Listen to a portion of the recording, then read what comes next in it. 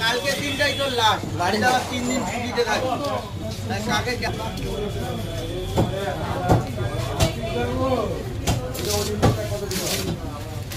Video করুন।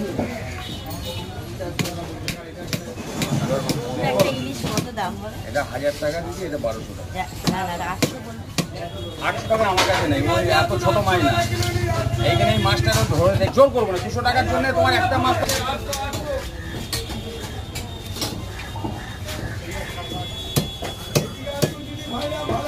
একটা মাছ কি 1 কিলো হবে? 1000 টাকা দাম হয়ে যাবে নাকি একটা মাছ?